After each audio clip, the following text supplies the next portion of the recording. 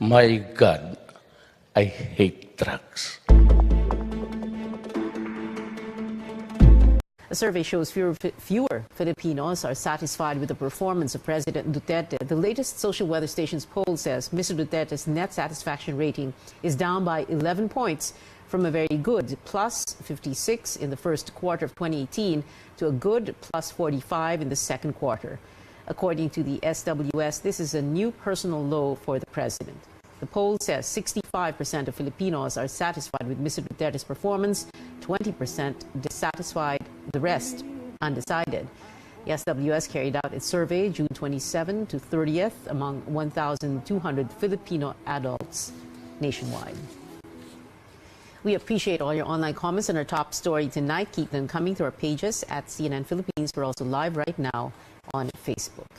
Our top global story, a weeks-long rescue in Thailand possibly ending tonight. The plight of 12 young boys and their coach has grabbed world attention in the past days. Now, hopes are high all will be able to come out alive after they were trapped for weeks in a cave in the northern city of Chiang Rai. 10 members of the wild boar soccer team were pulled out in the past 3 days. The latest 2 rescued just this afternoon. Their remaining teammates and their coach are still making the risky dive to freedom. 19 divers entered the cave at 10 a.m. local time. Authorities say today's operation is expected to take longer with more people coming out of the cave. If all goes well, the rescued boys and their coach will be taken to a hospital to recover. Thai medical officials say the 8 boys rescued yesterday and Sunday are healthy, fever-free, mentally fit, and talking. They are receiving treatment in an isolation ward. Thailand's health chief says one of the boys appeared to have a lung inflammation. Another has a slow heart rate, but both are improving. All the boys have to spend at least a week in the hospital to recover from this ordeal. Well, in the days before rescuers found the boys, the responsibility of keeping the wild boar soccer team safe rested on the shoulders of a single adult, their 25-year-old coach. So who exactly is he?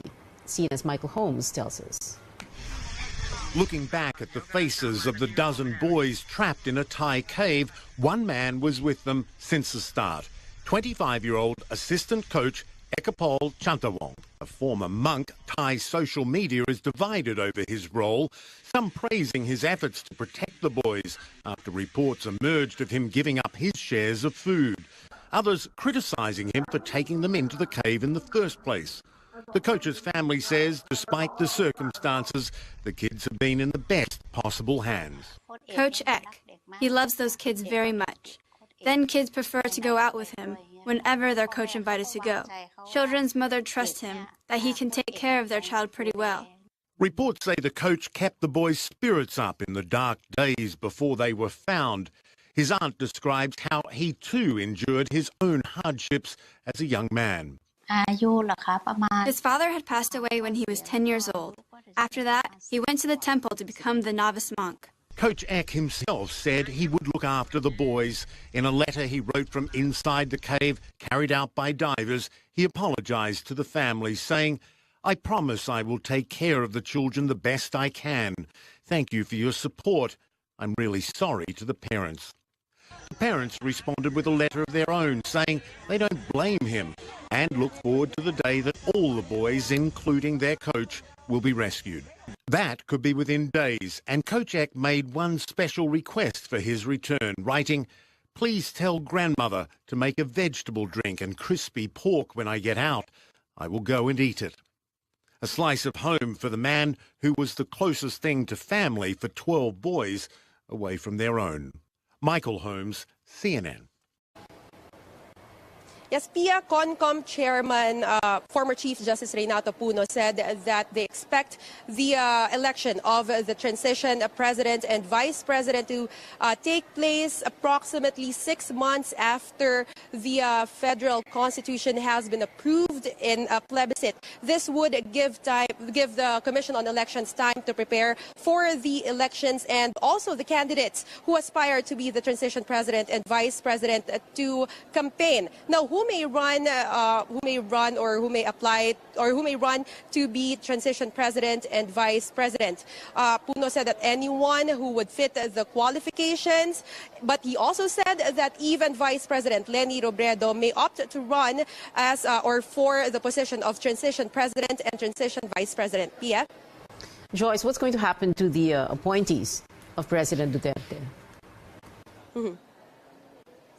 Pia, because we will have a new president, a new transition president. That would mean that he will also have his own set of cabinet members. That means it's not only President Duterte who will be stepping down from his post once the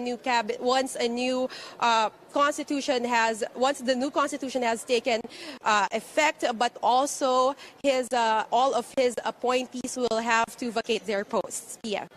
Joyce Ilas there reporting. Plenty of netizens weighing in on a proposed shift to federalism. Eliseo Mercado says bravo after President Duterte accepted the draft constitution and ordered his men to work on the transition to a new system. Facebook user Silver Knight wants Mr. Duterte to lead the Philippines at least throughout the transition period. Gil Mascado says, quote, perfect, let federalism grow for a better future, let's make it happen, unquote. But other netizens raising concerns. Twitter user Antonio David focusing on education. He asks why the proposed system keeps control of basic education at a federal level. He says the Philippines has a lousy education system because it is too centralized and, quote, Manila gets to decide on everything, unquote. This is Newsnight on CNN Philippines. An armed man was killed in a shootout with police at the official residence of the Archbishop of Cebu. The man, who was wearing a mask and was armed with a .38 caliber revolver and a hunting knife, barged inside the compound of the Archbishop's palace in Cebu City shortly before noon today. A security guard assigned at the palace gate told reporters the man was looking for Cebu Archbishop Jose Palma. The compound security and staff called the police when the man refused to leave the compound. Responding policemen started to shoot at him when he pulled out a gun. Police later identified the man as 41-year-old Jeffrey Canedo, a son of a retired police official. The suspect was said to be suffering from depression. An investigation into the incident is now underway. Ay may hinahanap nga daw. And tignan po natin kung bakit niya hinahanap at bakit may dala siyang baril. And we will also check into the security ng palace. So sabi ko kay Father na maybe when everything is okay na we will discuss about the security nila dito. The spokesperson for the Archdiocese of Cebu, Monsignor Joseph Tan, says Archbishop Palma was still in Manila for a CBCP assembly, or the plenary, that just wrapped up yesterday when the incident happened. Also today, a village chairman in Cotabato survives an ambush. Police say two men flagged down Barangay Poblacion Chairman Ferdinand Cariaga while on his motorcycle on the way to a meeting.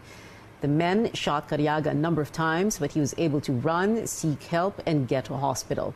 Authorities say Cariaga had 12 gunshot wounds. Police say the official is not in the so-called narco list.